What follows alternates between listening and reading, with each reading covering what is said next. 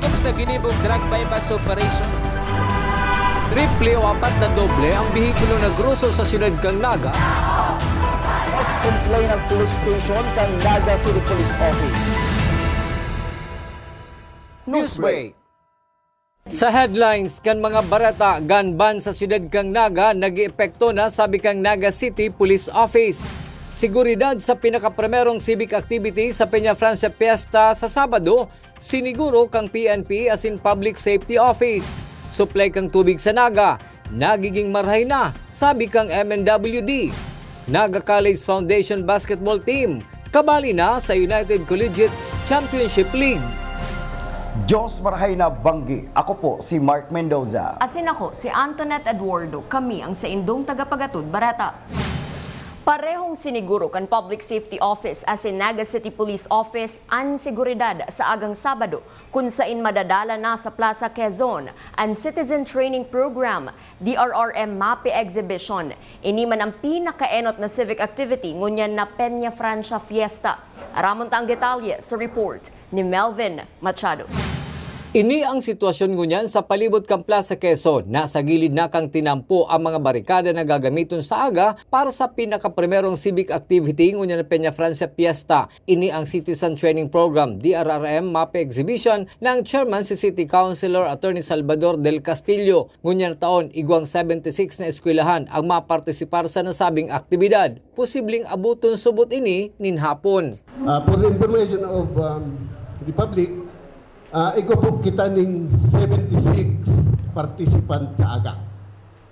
So pag kininta mo siya at 5 minutes per participant, aabuto naman hapon. Hulit na okupado ang Plaza Quezon as in Plaza Rizal, isasara sa bulos kang trapiko kang Public Safety Office ang ibang porsyon kang tinampo. Sa lado kang Naga City Police Office may nakalatag subot ng personnel ang Police Station No. 1 na nakakasakop sa nasabing area para magmando kang bulos kang trapiko as in magtaong seguridad sa mga madaralan as in partisipantes. Ang sasarahan mi pong tinampo, primero ang Panganiban Extension, duman sa may Tinaga. Si Haling Panganiban, di na po pwede siyang one way mabagangon yan ito. So sarado ito para sa parking area katong mga mairiba sa parada. So pag abot man pwede sa may Green Plaza, may sarado po kami kayan. Itong apagali sa Green Plaza, pasiring po duman sa may Elias Angeles Cáceres, sa may Dinaga. Gigibon po itong parking area pa katong mga iba pang mga sasakyan na sinasakay katong mga mairiba sa parada. For tomorrow's activity, usual deployment ang mangyayari since ang deployment ng Naga City PNP maabot po sa September 12. Okay. So after that, may hilingta na si 1,324 PNP personnel na na-augment po digdi sa Naga. In kaso dahil makikioperar ang kamugtakan kang panahon asin maging makusog ang uran, preparado si City Councilor Salvador del Castillo na suspinderon ang aktibidad. Kung sakaling medyo malain ang kamugtakan kang panahon, ako po, I will take the responsibility na kung kaipuhan, punduhon ang activity, papapunduhon ta po for the safety of everybody. Para sa One Media TV 48 Naga, Melvin Machado, Newsbreak.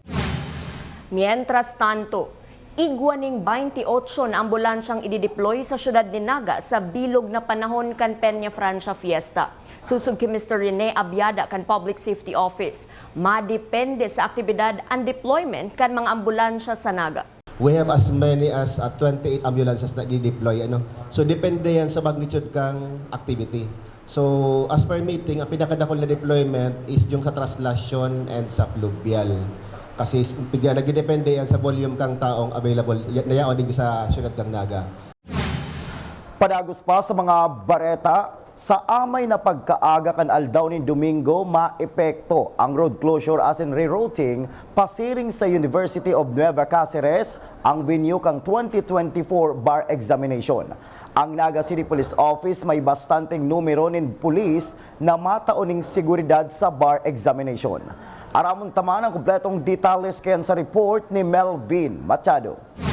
Ang kalabaan kang tinampo palawag asin palibot kang University of Nueva Cáceres na venue kang 2024 bar examination ang liwat na isasara sa bulos kan trapiko asin lilimitaran ang pag-agi kan mga bihikulo. September 8, 2024 aldaw na Domingo ang enot na aldaw kang bar examination gunya na taon. Ang Naga City Police Office may 267 deployable PNP personnel na nakatutok sana sa pagtauning seguridad sa bar examination. Suway ini sa mga nakadeploy para sa mga aktibidad gunya na Peña Francia Fiesta. Nailatag po ning security preparation po kang Naga. So I believe we have more or less 267 deployable personnel for the bar examination. Hindi siya po, aside sa doon po sa usual na deployment na mangyayari sa Peña Francia. So this is a minor activity ng Peña Francia na mayroon po tayong separate na deployable personnel alone for the bar examination. Maski kasabay kang bar exam ang manlayan-layan na civic activities kunya na Peña Francia Fiesta, siniguro kang Naga City Police Office na dai may istorbo ang gigibuhon na bar exam. September 8, igwa po kita ning Peña Francia Marathon. But hindi po mako-compromise yung examination. Why? Yung event po is in Balatas. So, yung proximity po ng testing center, harayo po duman sa examination center, which is UNC. And kasi po ang examination, bar examination is September 8, 11, and 15. So sa 11 naman po, may Miss Bicolandia. Miss Bicolandia will be held in GMR Coliseum. So hindi po makukompromise yung testing center. Kasi nakakulog po nasa loob ang Miss Bicolandia. So yung integrity po ng examination kung as to para magulo, hindi po. Kasi harayo po yung examination center. Ang bar exam gigibon sa petsa 8, 11 asin pitsa 15 ngunya na Septyembre. Para sa One Media TV48 Naga, Melvin Machado, Newsbreak. Padagos pa sa mga bareta, tulong lorry tanks kan Manila Waters ang matabang sa Metro Naga Water District na magrasyonin tubig inumon ngunya na Peña Francia Fiesta asin sa aldaw kan bar examination ngunya na Domingo. Susog ki MNWD spokesperson Chapi de la Cruz, kabali sa lilibuton kang lorry tanks iyo ang Banwaanin Kamaligan, Camarines Sur. Yes po, itong sa Manila Waters maabot po sinda ngunya na September 11. So tulo po ito. Actually sa tuyang pig-request lang is 2 lang sana. Pero ang last na report na nakabot sa mo is 3 na ang sendang ipapadara. So bakulang tabang yan. Ngunya na maabot na kapiestahan nina. Asin bako lang, kundi duman sa bar exam na mangyayari na mapon pitsa 8 ng September hanggang pitsa 15. So bakulang tabang man yan. So tamang-tama by 11 yaw na sa tuyang hinagad na tabang halis sa Manila Waters na lorries. So digdiyan i-standby lorries na yan ka Manila Waters pati si mga tao na kaibanan.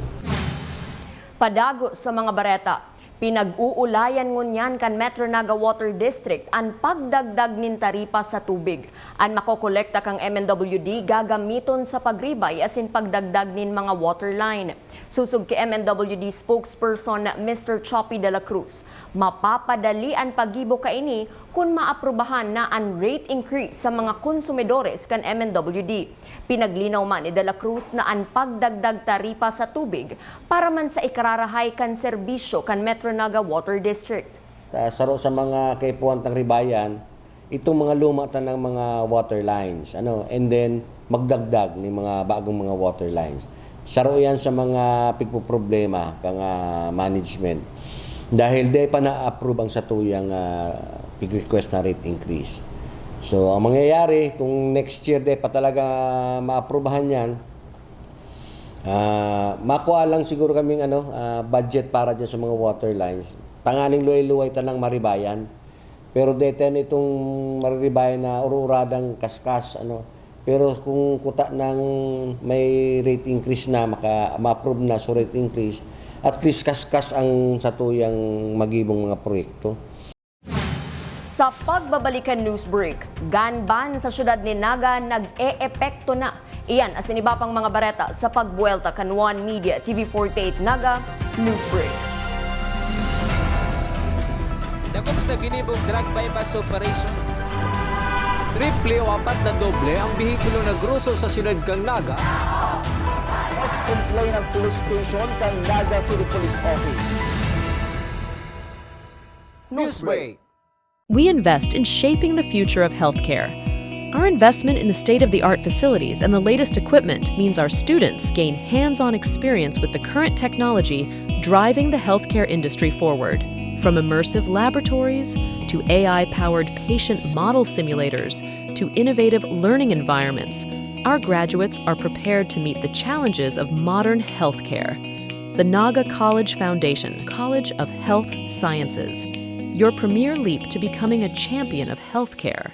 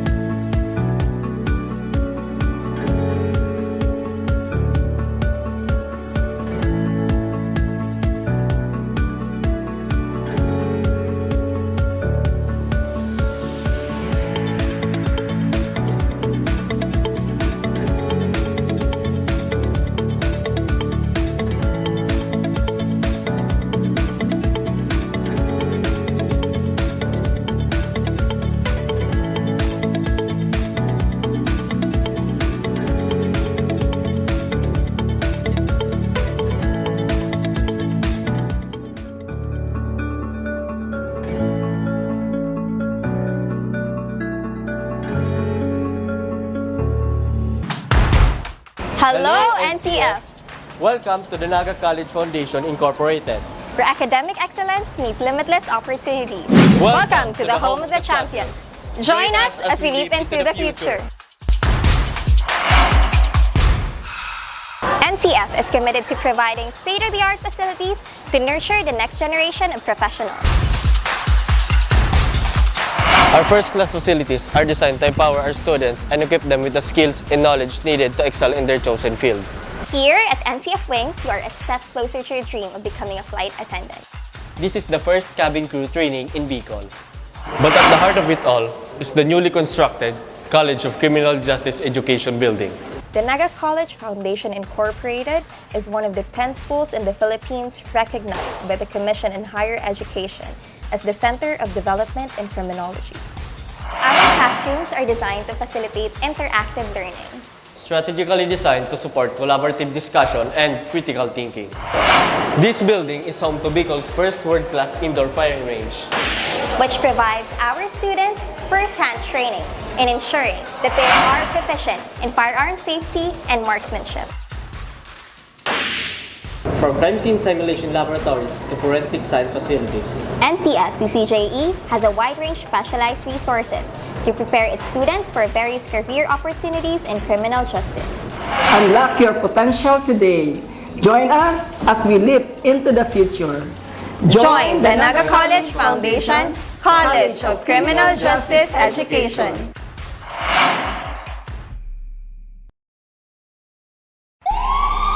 Sa likod kan mga kadipisilan, mga nag-aging kalamidad, tensyong pansiguridad, asindaing untok na kariribukan sa bilog na kinakban, padagos mo kaming binabantayan.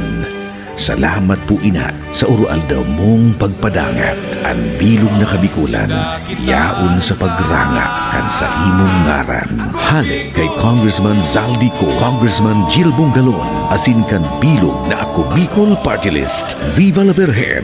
Viva Nuestra Señora de Peña Francia!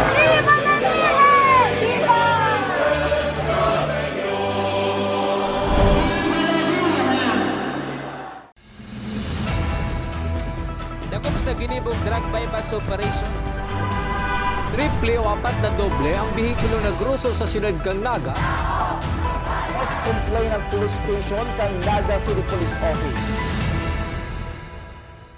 Newsbreak. Sa pagpapadagos kan mga bareta, supply kan tubig hali sa Metro Naga Water District, luway-luway na subuot nagiging marhay.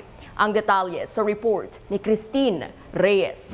Padiit-diit nang naging marhay ang bulos kan tubig sa mga barangay sa syudad ni Naga na enot nang nagkaproblema. Susuki Metro Naga Water District spokesperson Mr. Choppy de la Cruz, may nagkatira na lang na lugar arog kang St. Clair ang hanggang ngunyan daipan na babago ang sitwasyon. Nanutaranta kadtong grabe si problema na nasa laog kang source 1, halos okay na ngunyan. Ang may problema lang kita talaga is itong St. Clair. So, dudami kayo ito sa linya na ninda, sa distribution ng lateral. So, yun itong problema ta St. Clair, which is yung pikutukan ng mga team. Si St. Jude, St. James na may problema dati, Del Rosario Zone 2, Zone 4, nagkaigwa na sindang tubig.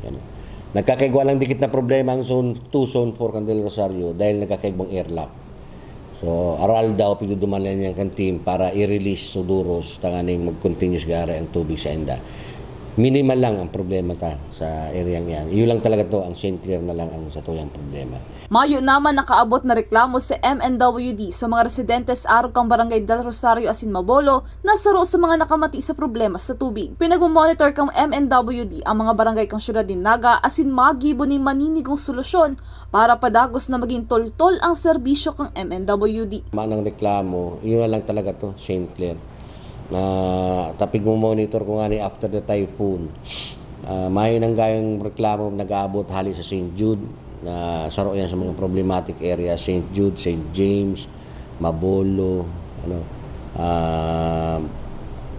so yun itong sa Del Rosario Zone 2, Zone 4. So manakitang gayang problema. Yan lang talaga, St. Clair na lang ang sa tuyang pigutukan mo yan. Kakaulayon man ang mga kapitan kang barangay para madangog ang mga kaipuhan pang pakarhayon, mantang haranina ang Peña Francia Festival. Para sa One Media TV 48 Naga, Christina Alcanzo Reyes, Newsbreak. Sa satuyang police report, dadakupon ang siisayma na persona na may darang badil sa sentro kang Naga, apwera na sana sa mga otoridad. Inihulitan nag-epekto na ang gun ban as in suspension of permit to carry firearms outside residence. Puon kan suod mang petsa 5 na madurar hasta petsa 22 ngunya na Setyembre. Ang sangguniang panglungsod Resolution number 2024-447 ang naghagad kay PNP Chief Police General Romel Marbil na i-implementar ang gun ban sa syudad ning Naga asin madurar sa bilog na aktibidad kan Peña Francia Fiesta na inaprobaran man subuot kan pamayo kan PNP sa nasyon. Actually po, may man pong exempted except mga law enforcement unit. Pag civilian ka po, you are not authorized. Naka-specify man po yan sa pagdadara kang badil sa mga tao. Except mga law enforcement agency na authorized to bring their firearms while in the conduct of their duty. Sa iba pang bareta, sa ginibong ika-19 Tarabangan Caravan Medical and Dental Mission kanako Bicol Party List sa Barangay Baliwag Viejo, Minalaba, Camarines Sur, abot sa 500 na katao ang nag-avail kan libreng check-up, mga bulong, haircut, massage as in local recruitment activity. Ang Baliwag Viejo iyusubuot ang pinakapurong barangay kan Minalabak na harayo sa sentro kanasabing banwaan. Ati po na may helang kami po sa mga aki. Ang mga aki po minsan kalintura. Aron po kayang sipon, abo sipon po. Ang mga aki kalintura po yan. Tapos sa mga ano naman po sa mga ito pong nagdadarada ko lang minsan po sa Rosano itong kulang sa pagkakan, mga malnourished, aron po kaya igwa po digdi sa mga gurang mas. Sa mga gurang igwa pong may TB, itong sipon abo din po ang pinagbibikanan. O dahil po siguro sa minsan kakulangan man sa pagkakan, kapagalan, stress. Padagos pa sa mga bareta. Sa pagpapadagos kan Bukal Season 6 Senior as in Junior Basketball, naghampangan ngunya na hapon ang team kan STI as in Mariners Polytechnic Colleges Foundation Senior Division. Natulo sinundan kan parehong eskwelahan sa Junior Division. Sa September 7, mahampangan man ang Pasakaw Academy kontra sa Genesis College Juniors Division na susundan kan Daraga National High School kontra USI Juniors. Alauna nin hapon mahampangan ang Naga College Foundation as in Annunciation College of Bacon, Sorsogon Incorporated Juniors Division. Alas 3 nin hapon man, malaban ang team kan ACLC as in UNC Junior Division. Asin pag alas 5, mahampangan man sa Senior Division ang team kan Ateneo de Naga University as in ACC. Sa September 8, alas 10 nin udto maghahampangan ang STI as in Biscast Senior Division. Alas 12:30 ACC versus Ateneo de Naga University Junior Division. Mantang pag alas 2:30, mahampangan man ang NCF as in UNC Senior Division as in USI kontra CSPC. Ang kawat gigibuhon sa Ateneo de Naga University. Sa iba pang bareta, Naga College Foundation Basketball Team kabali na sa United Collegiate Championship League ngunya na September. Aramon tang detalye sa report ni Campus Correspondent Kelly Francisco. Sa 18th season kan United Collegiate Championship League o UCCL, napapartisiparan kan mga piling eskwelahan sa nasyon, kabali ang Naga College Foundation Basketball Team na gigibuhon sa maabot na 28 hasta petsa 29 kan September na gaganapon sa JMR Coliseum. I maintain my conditioning sa mga players to keep them on their top shape, then adjustments in-game namin, and we review our lapses during the game. Even we won, we still review our lapses para ma-improve namin sa mga next game. Mental and physical conditioning ang pinaghahandaan kang grupo kan NCF sa paagi ni Head Coach Brian Ayo. Asin sabayan nin udok sa buot na pagkawat nin huli ta mailuwas kan mga players an marahay na performance dara ang Pusong Tigre. I always tell them to always play with heart, play smart, and be consistent sa game nila. So, if that lumabas na, magiging Pusong Tigre ka na. Then once you're Pusong Tigre na, you will play together, you will be stronger together.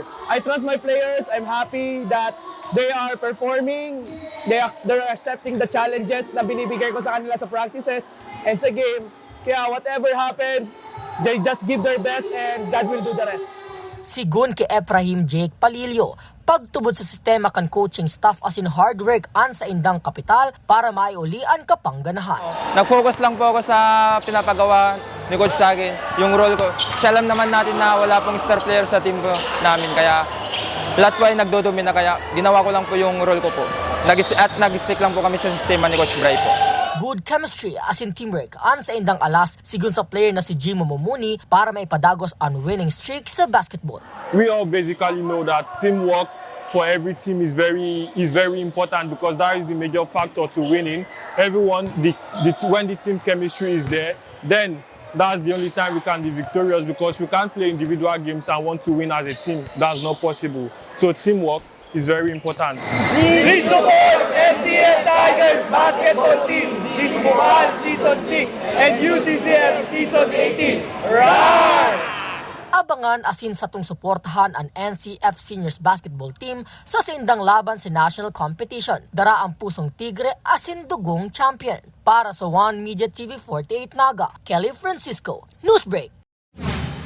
Asin yan ang mga bidang baretang nakalap kan mas pinakusog na puwersa kan One Media TV 48 Naga News and Bicol Affairs. Day malingaw ni follow ang samuyang official Facebook fan page One Media TV 48 Naga. Ako po si Mark Mendoza. Padagos kaming mahatod nin mga baretang garantisadong nangingenot as sinapapanahon. I-hit ang subscribe button sa samuyang official YouTube channel, One Media TV 48 Naga, tanganing updated kita sa mga bareta asin istoryang bida. An Bicolano. Ako si Antoinette Eduardo asin ini, an One Media TV 48 Naga Newsbreak. Dako sa ginibong drug bypass operation. Triple o apat na doble ang bihikulo na gruso sa siyudad kang Naga. Mas complain ng police station kang Naga City Police Office. Newsbreak! Flight attendants, prepare for takeoff, please.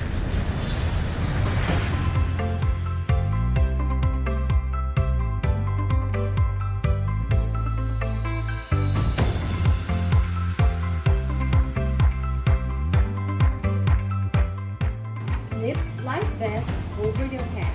Take the tape around your waist.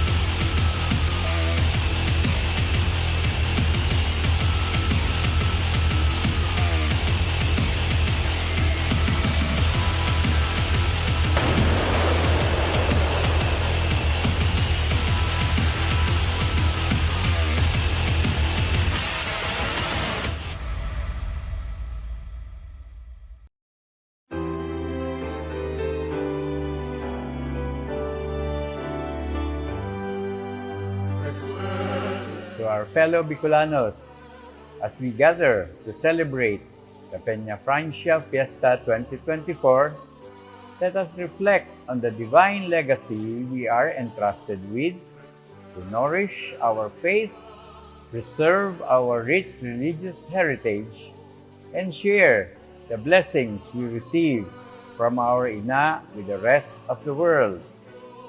As a community, the Naga College Foundation, Inc. joins all devotees, bound by our love for Ina, and through this shared devotion, we find strength, unity, and purpose.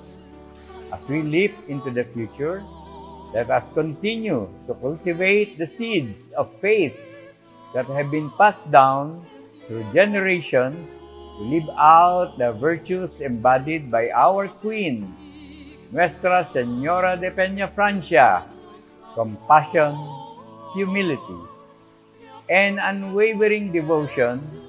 Let us nurture them so that they may flourish for generations to come. Viva la Virgen!